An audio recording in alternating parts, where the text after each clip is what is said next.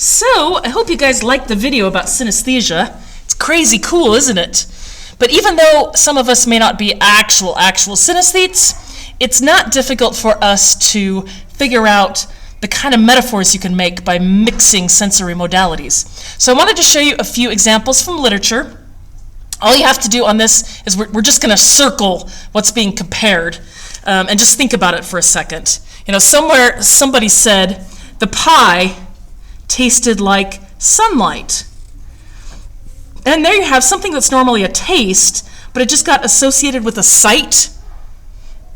And it makes sense. I can see anything that's like a light, fluffy pie somehow. I could see a peach pie, of course a lemon pie, even one of those like a warm berry pies that reminds me of summer. The pie tasted like sunlight. It's kind of nice, huh? Yeah, mix up these sensory modalities. What if something abstract like fear suddenly had a sound?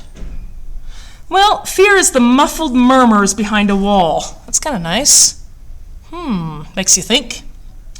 This is the name of a band where they said that Mondays are red Mondays. And I think there's another band, isn't that? It's called like Blue Tuesdays or something like that. Kind of popular. A little later, as you keep going into exercise, it's going to ask you some questions like that. Your first question is going to be, what color is July? But see, even if we're not synesthetes, we can think about July, or in this case, think about Monday. Think about Monday. Think of the qualities of Monday, and then think about the color words and the emotions associated with it, and think, oh, okay. Now, to me, Mondays are light blue. They're not red. Just saying. Just saying. Dante, old Italian guy, he was actually writing about Inferno, going down the 9 layers of hell, and he wrote this that says, back to the region where the sun is silent. You know, normally a sight thing, and we have it associated with a sound thing. It probably just means that the sun is not there, it's not shining. But it makes such a stunning metaphor. The sun is silent. I don't want the sun to be silent. Don't turn off. How would you feel? What kind of music would be yellow music? A little more upbeat. It's from The Great Gatsby, which is like 1920s, little jazzy, swing era. Clear over here, you have Andrew Marvell, who said, annihilating all that's made to a green thought in a green shade.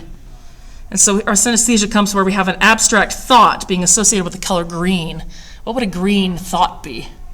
Something eco-friendly, something peaceful, something natural. A green thought in a green shade. That's so nice. Down at the bottom, you had examples from House on Mango Street itself. When Esperanza was talking about her name, she said it was a muddy color. So you have, a name is a sound, and yet she associated it with color. And then she associates it with another sound. It's the Mexican records my father plays on Sunday morning when he's shaving. Songs like sobbing. Interesting. And songs. Interesting. That's how she feels about her name. The music box in Gill's furniture store turns it on, and all of a sudden he let go 1,000,000 moths all over the dusty furniture. That I think it would be a touch sensation as their wings would hit against the furniture, but also kind of another sound of all that flapping of wings reminds her of this music box. It's a nice line. Kind of disturbing. I don't really like moths, especially millions of them. When she's talking about her aunt, the one who's dying, the room has a yellow smell. That's really evocative, isn't it? A yellow smell. And I think that this is Raffaella, who wishes there were sweeter drinks, not bitter, like an empty room. So the empty room gets a taste. Yeah, kind of crazy, huh? Now, right in the middle, you have a poem that was translated out of the French, where Arthur Rimbaud put a color to all of the vowels. The poem is called Vowels, okay? A black, E is white, I is red, U is green, and O is blue. But then he goes on to elaborate on that a little bit. What I'm going to have us do is see if you agree or if you disagree with his particular determinations. So he says that, and then he says, vows I shall tell one day of your mysterious origins. And then he's going to highlight the A. A was black. Black velvety jacket of brilliant flies which buzz around cruel smells. Does that feel like A to you? Over here, would you rank that 1 through 10? 1 would be you hate it, no way. And 10 would be, oh yeah, yes. I totally agree, it's the velvety jacket of flies buzzing around cruel smells. To me, I like the image, but that's just not A for me. I would only put a 2.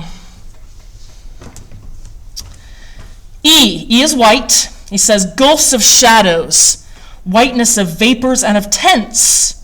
I think of those big, like circus tents.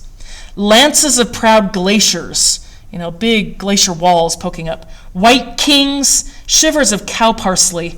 Cow parsley, we call it, here in America, we call it Queen Anne's lace. Very delicate looking white flower. Okay, do you agree or disagree with that? I'm actually going to go with a 7 on that one. I kind of like it. Okay, the I is red, or he's added some purples here. I, purple, spat blood, smile of beautiful lips in anger or in the raptures of penitence. That means when somebody's repenting. That's very dark for an I. But maybe you like it. Me, I have 4 on that one. U is green. Waves, divine shudderings of viridian seas, the peace of pastures dotted with animals, the peace of the furrows which alchemy, lots of study, hard sciences, prints on broad, studious foreheads. Kind of nice. It's not really U to me, but the image is so nice. I'm going to give it a 6. And finally, O is blue. Sublime trumpet full of strange, piercing sounds. Silences crossed by worlds and by angels. Oh, the Omega, the violent ray of his eyes. I'm assuming it's religious and that it's about Jesus Christ. In the Bible, Christ is called the Alpha, and the Omega, which are the first and last letters of the Greek alphabet. The first and the last, Alpha and Omega. So I think it's quite religious. And again, remember, the whole thing is blue and religious in nature. Trumpet sounds. Do you like it? Give it a ranking.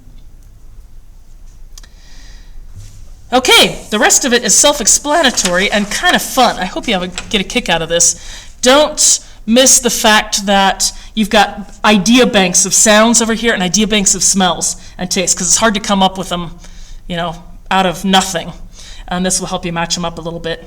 So your first question is, what color's July? What do you think?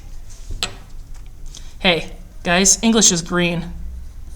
Just say, okay, you can disagree, but I think English is green. It's my favorite color. All right, enjoy that. Talk to you later. Bye-bye.